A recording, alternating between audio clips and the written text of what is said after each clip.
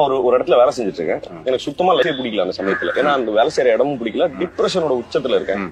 ஒரு நாள் ஒரு ஷேர் ஆட்டோல உட்காந்துட்டு போயிட்டு இருக்கேன். அந்த அண்ணன் என்கிட்ட சொன்னாரு, என்ன சார் வேலை பாக்குறீங்க அப்படின்னு சொல்லி கேட்டாரு. அவருக்கு நான் சொல்றேன், நீங்க ஆட்டோ ஓட்டுறீங்களாண்ணா? ஆமாப்பா அப்படின்னு. சரிண்ணா. அப்புறம் அவர் என்கிட்ட சொல்றாரு, அவருக்கு எனக்கு எந்த சம்பந்தமும் கிடையாது. ஒரு நாள் என்ன சொல்றாருன்னா, இல்ல நான் எனக்கு இன்னமும் தொழில் பிடிக்கல, நான் ஆட்டோ ஓட்டது பிடிக்கலண்ணா, நான் ஊருக்கு அமிச்சிட்டேன், என் பொண்டாட்டி பிள்ளைங்கலாம் அமிச்சிட்டேன், எவ்வளவு சம்பாதிச்சாலும் கையில காசு நிக்க மாட்டேன். எங்க ஊர்ல கீரை போடுறோம்னா, நிலம் இருக்குது, கீரை போடுறோம், பழைய மோட்டர் இருக்குண்ணா, எனக்கு பம்பு செட் வாங்கணும், அதுக்காக தான் டே நைட்டா ஓட்டுன்னு இருக்கேன். பம்பு செட் வாங்கிட்டேன்னு வச்சுக்க, லைஃப் வேற மாதிரி இருக்கும்ண்ணா, நாலு அடுத்த வருஷத்துல இருந்து சூப்பர் ஆயிடும். நானு பசங்க கூட ஜாலியா இருப்பேன் சொன்னா, எனக்கு என்னமோ எப்படா ஒரு மனுஷன் இவ்வளவு ஹோப்பை கேரி பண்ணி வேலை பாக்குறான்னு எனக்கு நான் ஏன் இவ்வளவு என் லைஃப் இவ்வளவு கம்ப்ளைண்ட் பண்றேன். அந்த ஆளுக்கு எனக்கு இப்படி ஒரு செய்தியை சொல்லணும்ன்றத அந்த ஆளுக்கு எந்த நிர்பந்தமும் கிடையாது. பட் எனக்கு அப்படி சொல்றதுனால நான் எக்ஸ்ட்ரா சேரட்ட காசு நான் ஜாஸ்தியா தரப்படுறது இல்ல. பட் இவ்வளவு என் லைஃபுக்கும் கேரி பண்ண வேண்டிய செய்தியை அவன் கொடுத்துட்டு போயிட்டான். அந்த மனுஷன் என் லைஃப்ல எவ்வளவு, நான் இன்னைக்கு அது நடந்து எவ்வளவு நாள் ஆகுது, நான் இன்னி வரைக்கும் அதனால நான் ஜெனரலா சொசைட்டியை ஃபேஸ் பண்றதுக்கு முன்னாடி நான் என்னையே ஃபேஸ் பண்ணல. அதுதான் பெரிய கஷ்டம். நீங்க சொன்னதுதான். நான் போராட்டமா நான் ரொம்ப இண்டஸ்ட்ரி சிஸ்டம் ஃபேஸ் பண்ணதெல்லாம் பெரிய போராட்டமா நான் என்ன ஃபேஸ் பண்ணி என்கிட்ட நடத்தினதுதான் மிகப்பெரிய போராட்டம். ஏன்னா அதுக்குள்ள வேணுமா வேணாமா பண்ண முடியுமா முடியாதா, எடுத்து அக்செப்ட் பண்ணிப்பாங்க, இவ்வளவு பெரிய பிரச்சனை இருக்கு. சோ என்ன ஒவ்வொரு இடத்துலயும் பிரேக் பண்றதுதான் நான் ரொம்ப கஷ்டப்பட்டேன். ஓகே, பட் அதை தாண்டி நம்மளுக்கு ஒரு டிரைவ் இருக்கும்ல, அப்படின்னு ஒண்ணு இருக்கப்பா, அது போய் பண்ணிட்டு தான் வாயப்பான்னு எங்கேயோ உள்ளுக்குள்ள சொல்லும், போயம்பா அப்படின்னு. அதுக்குதான் நான் நன்றி சொல்றேன். நாங்க உட்கார்ந்தோம்னா என்னை பத்தி கிண்டலே பண்ணுவாங்க பயங்கரமா.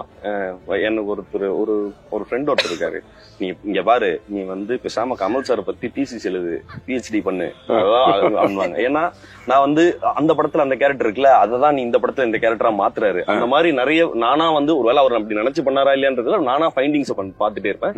அண்ட் காலத்துக்கும் நீங்க அனலைஸ் பண்றதுக்கு உண்டான நிறைய ஒர்க் அவரோட ரைட்டிங்ஸ்ல நடிக்கிறதுல நான் எக்கச்சக்கமான ரெஃபரன்சஸ் கிரியேட் பண்றேன். நாங்க திடீர்னு ஒரு கதை பேசுவோம், பார்த்தானா அது என்ன பதம் தெரியல, பார்த்தா கமல் சார் ஆமா முன்னாடி பண்ணிட்டாரு, ஓகே வேற பண்ணலாம். சோ அந்த மாதிரி எக்கச்சக்கமான ரெஃபரன்சஸ் கிரியேட் பண்ணிட்டாரு. சோ ரொம்ப அதீதமான லைஃப்லயுமே சொல்றேன், ரொம்ப அதீதமான டெடிகேஷனும் ஹார்ட் ஒர்க்கும் அது எல்லாத்தையும் தாண்டி ஒரு அவருக்கு உண்டான எத்தனை நிறைய தோல்விகள் இருக்கு.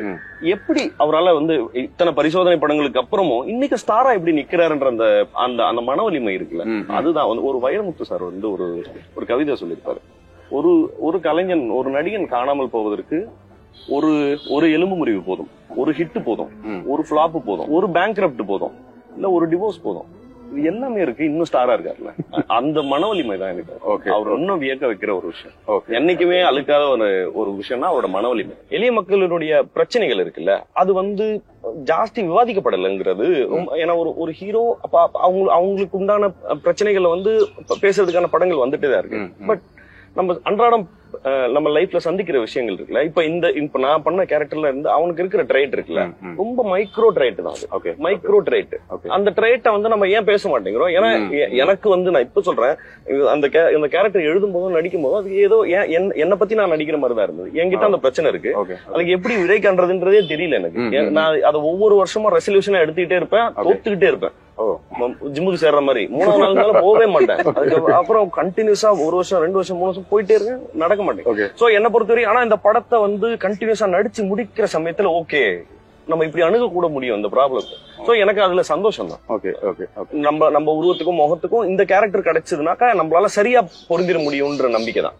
ஓகேங்களா? இப்போ என்னால இப்போ வேற எக்கனாமிக்கல் ஸ்டேட்டஸ்ல இருக்கிற மாதிரியான வேஷங்கள் வந்துச்சுன்னா நம்ம பண்றதுதான். பட் அதுக்கான அதுக்கான பிரயத்தனங்கள் இன்னும் ஜாஸ்தியா இருக்க வேண்டியது இல்லையா? சோ நான் அந்த மாதிரியான கேரக்டர்ஸ் வந்தா மேபி அது எனக்கு கன்வின்சிங்கா இருந்தா பண்ண போறோம். எளிய மக்களாவே வாழக்கூடிய எனக்கு அதுல ஒரு சந்தோஷம் தான்.